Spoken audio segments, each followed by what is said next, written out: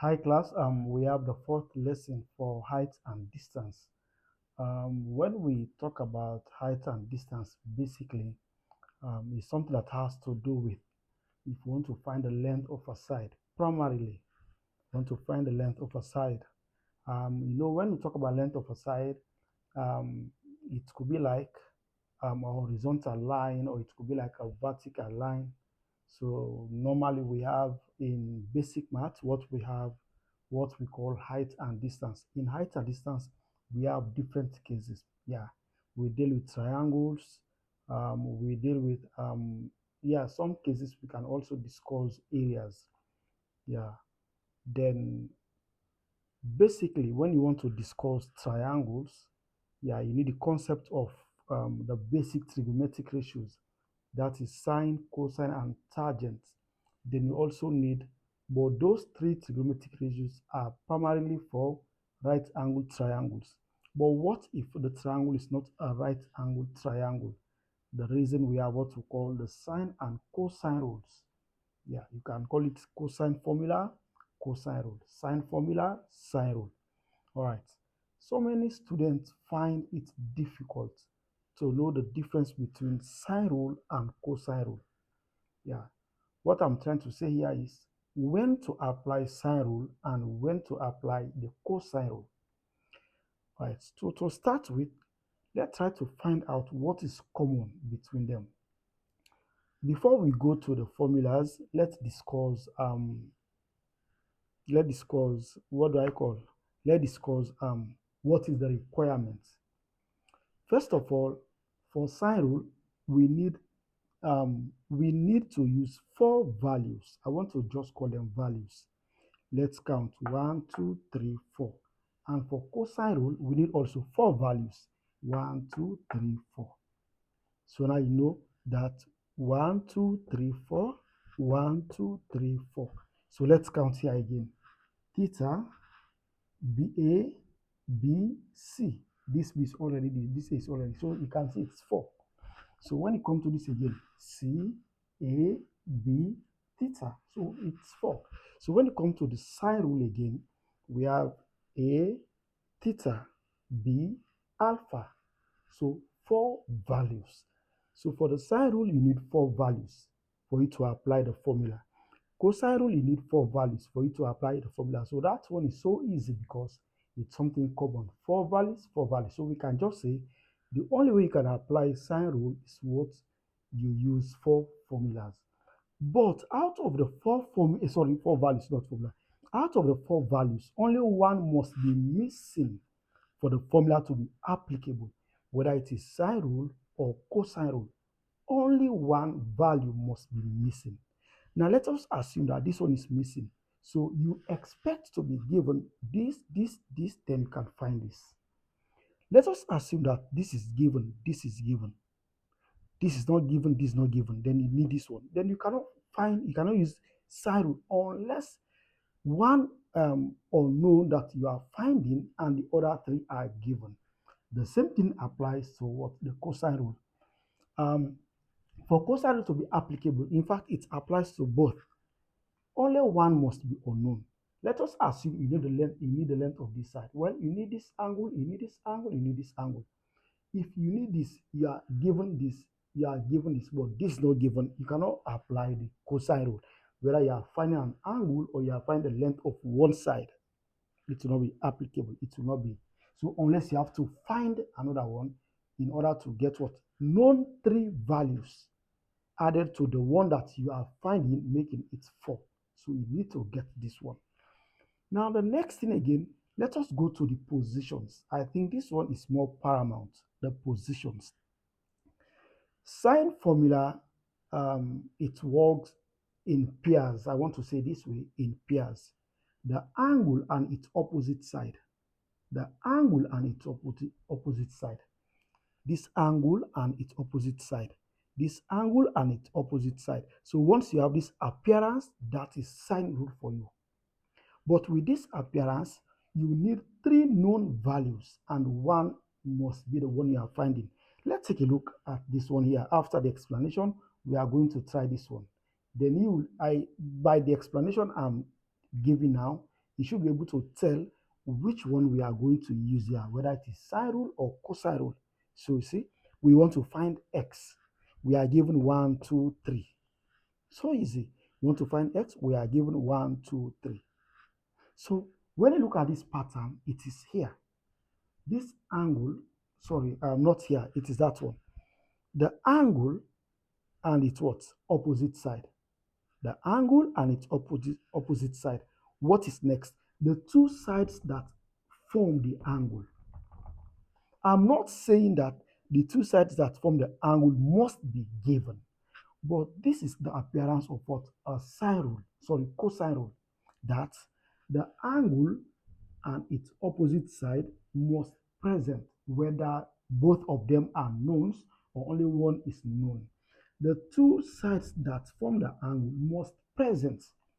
So here I'm talking about the presence of the values in using or in applying the formula, in applying the rule. So here again, this one is easy to identify. Which one? In fact, both of them.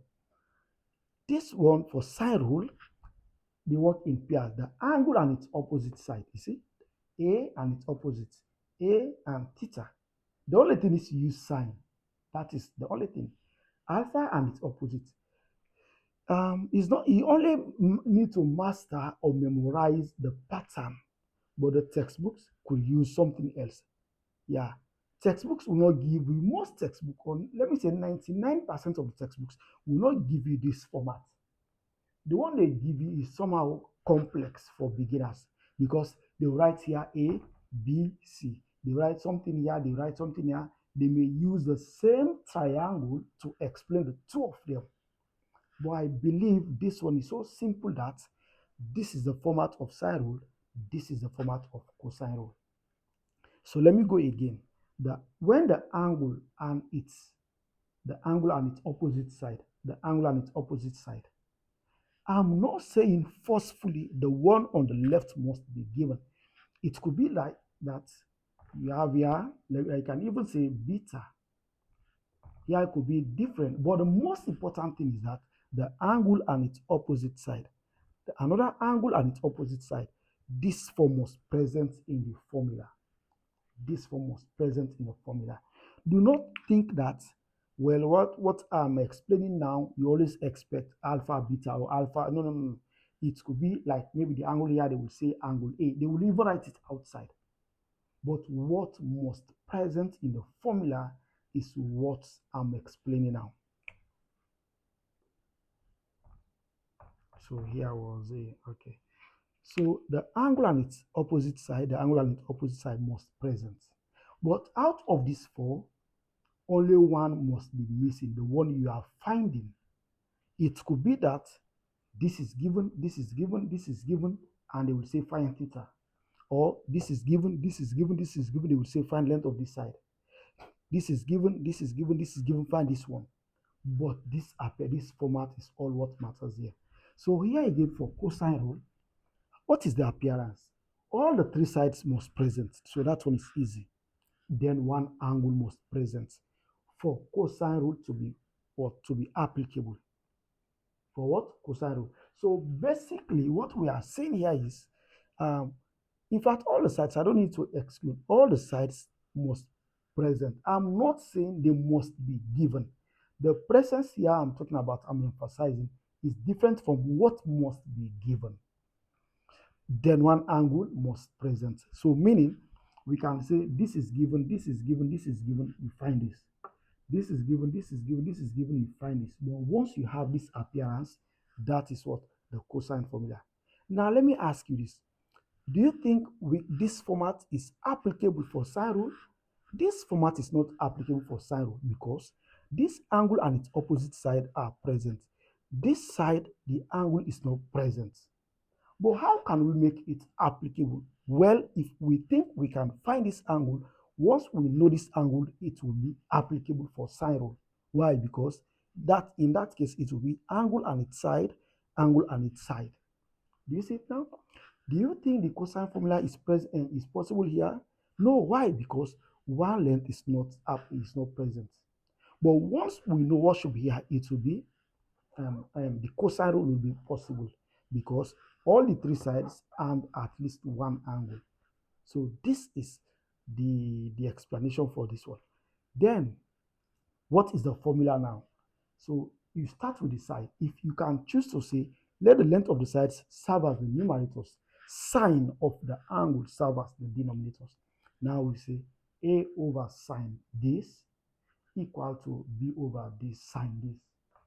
Yes, you can choose to take the opposites. Yeah, that is sine theta over A equal to sine alpha over B. So you use this format or use this format, but do not interchange.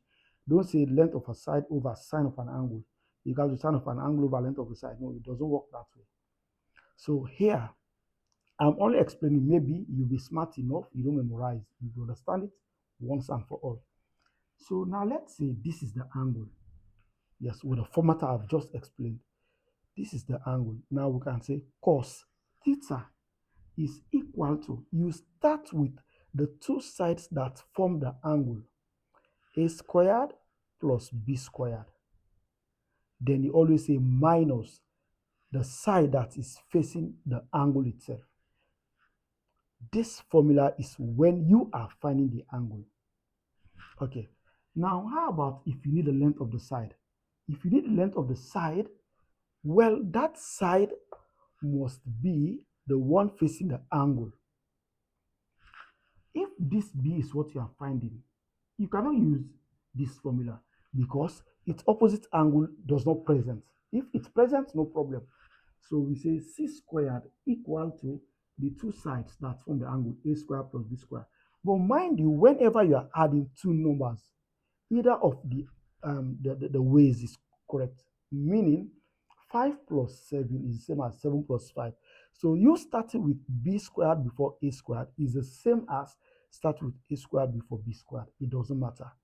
What is important is C squared is equal to A squared plus B squared, or C squared is equal to B squared plus A squared. Then here is always minus 2 times these two sides, this one, then cos of this one.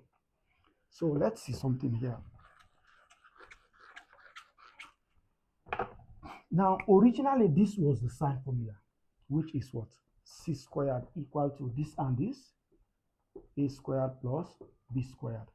Then minus 2, this, AB, cos of the angle, theta. So, but if we move this term to the left-hand side, it will become positive. This one changes. Positive AB cos theta equal to, we have A squared plus B squared. We move this minus C squared. So this is 2AB, then 2AB goes, then we have cos theta is A squared B squared minus C squared over 2AB. So you see, so if you think if you memorize this, you can derive this using this, no problem. It's okay. All right. So the essence of the sine rule and cosine rule is for when the triangle is not a right angle triangle. Now let's see. Now this is a right angle triangle A, B, C. Yeah, this is a right angle triangle, what? ABC. Here is 90 degrees. Let us say this is C and this is what? A. And this is what? C. Sorry, B. So which of the two formulas do you think we are using here? We cannot use the sine formula because this angle 90 and its side are present. This angle is not present. Nothing is given, we assume, because we don't see anything in there.